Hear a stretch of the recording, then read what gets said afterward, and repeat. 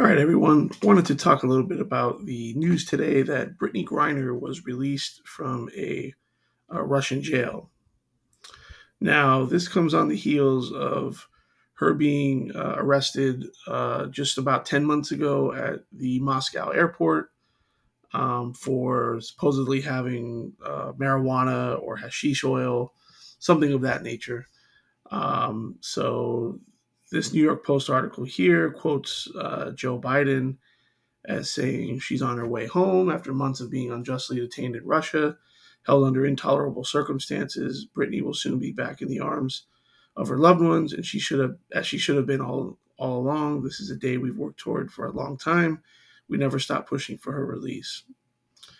Now, that statement's incorrect. She was not unjustly detained. She broke the law in Russia. So she was justly detained over there. Um, Also, the fact that she wasn't just released from the Russian system, she was released in exchange for this notorious international arms dealer, Viktor Bout, who's been imprisoned for, I believe, about 10 years. Um, so basically, Brittney Griner goes to Russia because she was playing professional basketball there. She's a WNBA player. Um, but they don't make as much money in the WNBA as they do overseas. So Brittney Griner makes about $227,000 a year as a WNBA player, which those salaries are heavily subsidized by the NBA. They don't actually generate enough revenue to pay their players that much. But she was making about $1.5 million a year playing in Russia. So that's the reason why she was there. She wasn't there on vacation. She wasn't kidnapped. She wasn't a prisoner of war.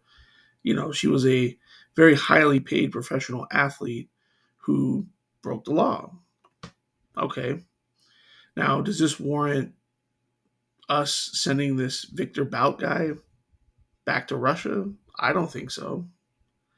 I mean, the fact that Brittney Griner couldn't go over there and do without, smoking marijuana or whatever she was doing for a little bit, and now we have to let this guy go, doesn't make a whole lot of sense. Clearly, Russia was negotiating from the position of strength, whereas unfortunately, our current administration was negotiating from a place of weakness. This also comes on the heels of us sending tens of billions of dollars, at least, to Ukraine, who's currently in a conflict with Russia, and now we're helping Russia to get this entitled athlete out of jail.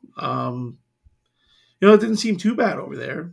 She was in a jail that a lot of Russian women were in, and you run afoul of the law. What are you supposed to do? Um, but yeah, I mean, there's all these people celebrating, and is it really a big deal? I mean, like I said, she wasn't kidnapped. She wasn't a prisoner of war. She wasn't over there for some heroic reason. And now all of a sudden, because she can't go without her little smoke, we have to let this maniac go. So I think, while of course nobody wanted to see anything bad happen to her, and I suppose for her and her family it's a good thing that she's back, but she should be seen as a national disgrace because of her stupidity. Who goes to another country and is doing anything involving drugs, and then, oh, I got caught, now I'm in jail, help me. It's like, well, she's a grown woman. She should, she should have known what she was doing. So this whole thing is just ridiculous. It's silly. um it's so contradictory, the narrative about Russia, but here we're helping Russia. I don't know. I don't know. We'll see if Brittney Griner changes her tune. She had previously had some very negative things to say about the United States, so maybe she'll change her tune. Maybe she won't. I'm curious what you all think. Do you think that this was a equal trade, in us getting Brittney Griner back, and Russia getting this Viktor Bout guy back? Let me know what you all think, and I will see you on the next one.